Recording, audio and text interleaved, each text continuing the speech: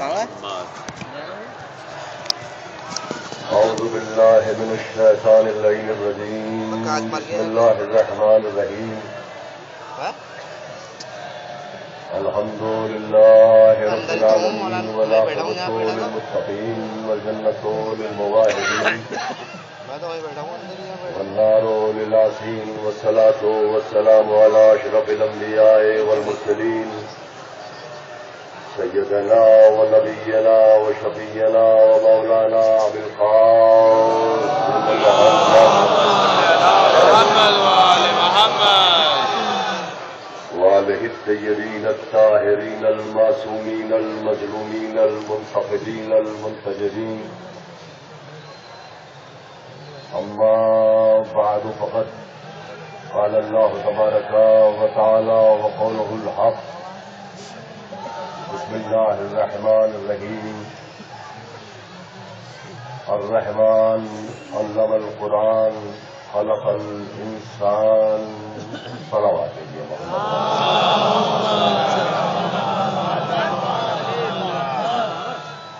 عزیزان محترم، اپنی بیداری کا ثبوت ایک جاگتی ہوئی صلوات سے ہوتے ہیں.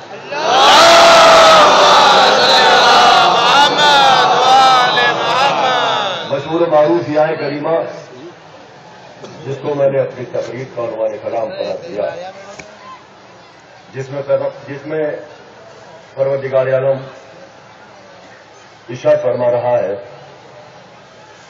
کہ میں رحمان ہوں اور میری رحمانیت کی دلیل یہ ہے کہ میں نے انسان کو تعلیم قرآن دی اور اس کو خلق کیا. آیت میں کسی کا نام نہیں ہے، نہ اس کے خاندان کا پتہ ہے، بلکہ صفات ہے اور صفات کے ذریعے موصوف کو تلاش کرنا.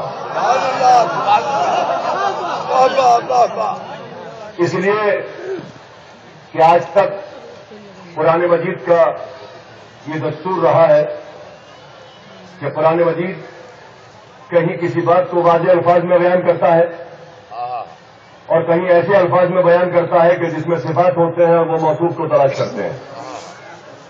اس لیے آپ کو پوری دنیا میں کوئی بھی ایسا مسلمان نہ ملے گا جس کا ایمان قرآن پر نہ ہو.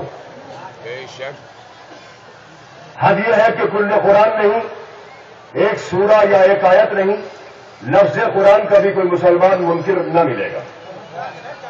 بلکہ میرے سرکار ایمانداری کی بات تو یہ ہے کہ میں لفظ بھی بڑی بات کہہ گیا، اگر کوئی نقطے کا بھی منکر ہو جائے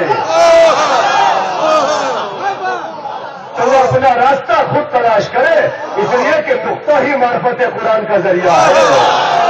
سلامات دیجیے محمد والے محمد.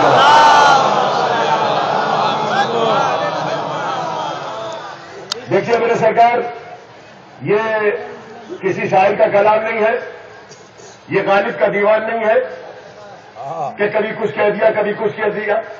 اللہ کا کلام ہے جس کے لیے اس نے قرآن میں خود فرمایا ہے کہ وَلَوْ كَانَ مِنْ عِنْدِ غَيْرِ اللَّهِ لَوَجَدُوا فِيهِ اخْتِلَافًا كَثِيرًا.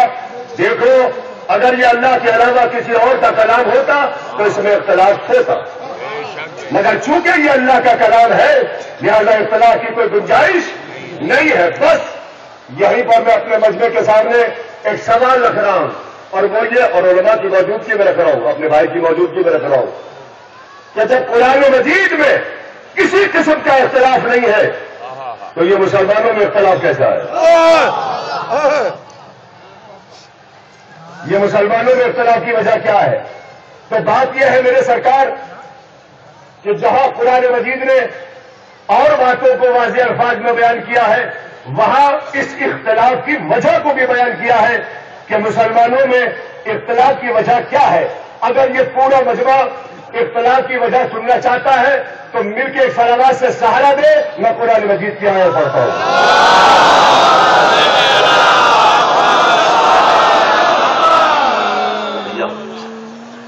ارشاد ہوتا ہے بسم اللہ الرحمن الرحیم. میں جلدی سے اس منزل سے گزر جاؤں گا، بس یہ آیت ملاحظہ فرما لیجیے. بسم اللہ الرحمن الرحیم. هو الذی انزل علیک الکتاب منہ آیات محکمات ہن ام الکتاب. وآخر متشابہات فأما الذین فی قلوبہم زیغ فیتبعون ما تشابہ. ترجمہ سن لیجیے. حبیب، اے حبیب میرے، یہ قرآن، یہ کتاب میں تم پر نازل کر رہا ہوں، اس میں آیات محکمات ہے. ہن ام الکتاب، اور وہ مقصد کتاب ہے، وہ جانے کتاب ہے. وآخر متشابہات، اور حبیب میرے اس کا دوسرا جز جو ہے وہ ہے متشابہ. تو قرآن کے کیا جز ہوئے؟ دو.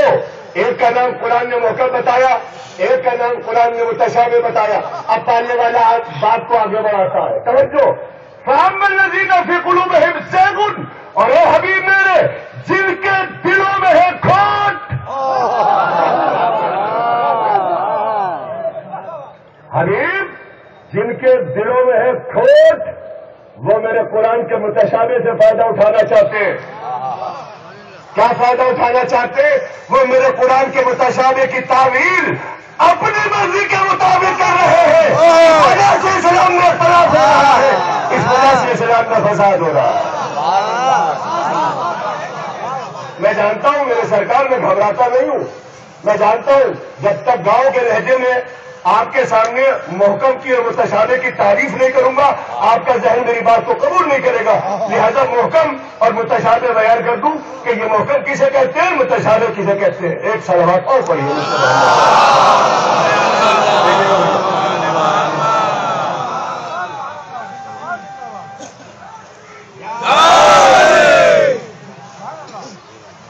ملاحظہ فرمائیے گا.